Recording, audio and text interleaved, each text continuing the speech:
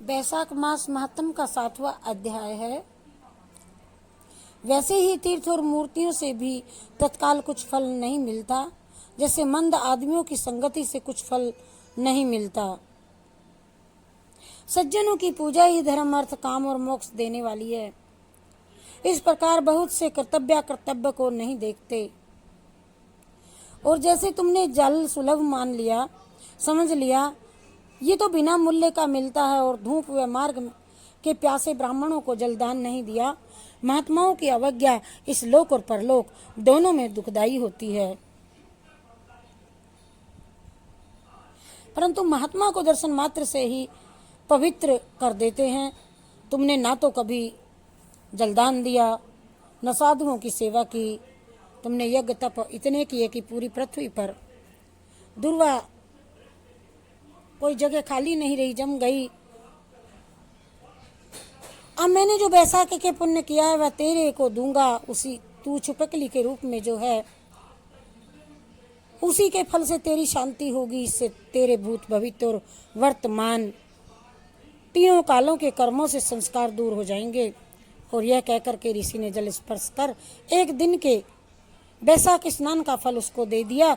जल के छींटे लगते ही जब सब पापों से मुक्त होकर दिव्य रूप को छपकली का रूप त्याग करके ऋषि के आगे हाथ जोड़ करके परिक्रमा करके नमस्कार कर आज्ञा लेकर स्वर्ग को चला गया, और 10,000 वर्षों तक सुंदर भोगों को भोग करके इक्ष्वाकु वंश में ही महाप्रभावशाली काकुत्स्थ्य नाम से उत्पन्न हुआ, और 7 द्वीपों पर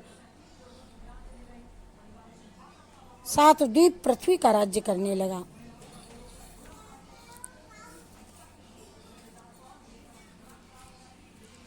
इसी 7वें अध्याय में नारद जी कहते हैं कि मिथिलापुरी का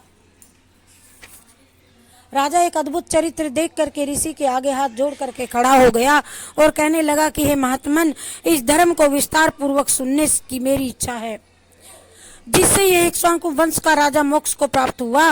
और सुतदेव कहने लगे, हे राजन, तुम तो बड़े धन्य हो, युवावस्था में ही तुमको इन सब कार्यों में ये प्रिय धर्म के लिए इतना प्रेम है। भगवान के मास महीने में बहुत धर्मों से संचित शुभ कर्मों के बिना प्राणी की बुद्धि भगवान की कथा आदि में नहीं लगती। इस युवावस्था में तुम्हारा इतना प्रेम, इतना बड़ा राज्य पाकर तुम्हारी ऐसी मति को देखकर मैं तुमको श्रेष्ठ वैष्णव मानता हूँ, और इसीलिए मैं ये श्रेष्ठ वैष्णव धर्म तुमसे कहता हूँ। और जिसके सुनने मात्र से, श्रवण मात्र से प्राणी जन्म मरण के बंधन से छूट जाता है। जैसे प्रत्येक मनुष्य के लिए सोच, स्नान, संध्या, तर्पण आदि नित्य नियम है, कर्म है, वैसे ही वैशाख मास के महीने में कुछ कर्म है। वैशाख धर्मों का समान कोई और धर्म नहीं है। जो कोई इन धर्मों को नहीं करता है उसको स्वर्ग प्राप्त नहीं होता। राजन, जैसे बिना राजा की प्रजा उपद्रवों से नष्ट हो जाती है, वैसे ही अद्भुत से धर्म भी नष्ट हो जाते हैं। जल का गड़ा धरना, मास के महीने में धर्म, जैसे वैशाख के प्याऊ लगाना, मार्ग में छाया करना, जूता, खड़ाऊ, छतरी तथा पंखे का दान करना, श्रम को दूर करने वाले गोरस का दान करना, बावड़ी, कुआं, तालाब तथा धर्मशालाएं बनवाना, नारियल, ईख, कपूर और कस्तूरी आदि दान करना, चंदन आदि सुगंधित द्रव्य, सैया, खाट, आम और दूसरे फल, पुष्प, सायंकाल समय शरबत, पूर्णिमा के दिन सब तरह के अन्न पान का दान कराना, और चैत की अमावस्या को करील का दान करना, सूर्योदय से पहले प्रतिदिन स्नान करना, भगवान का पूजन करना, कथाएं सुनना, मार्ग के थके हुओं पर पंखा और हवा से करना, कोमल पुष्पों से भगवान का पूजन करना, भगवान का भोग लगाना, गौओं को घास डालना, ब्राह्मणों के चरण धोना, ब्राह्मणों के गुड़ और सौंठ आंवले का दान करना, यात्रियों की सेवा, शाक दान से सब धर्म वैशाख मास में अत्युत्तम बतलाए गए हैं, अति उत्तम बतलाए गए हैं। जो स्त्री वैशाख मास में भगवान का पूजन फूलों से नहीं करती, उसको पुत्र का सुख नहीं होता, उसका पति आयु भी नष्ट हो जाते हैं।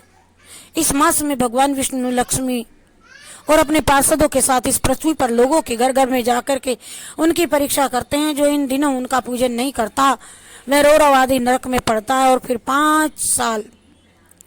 5 बार राक्षस योनि को पाता है। इसलिए इस मास में अन्न और जल से भूखे प्यासे प्राणियों का अवश्य ही रक्षा करनी चाहिए।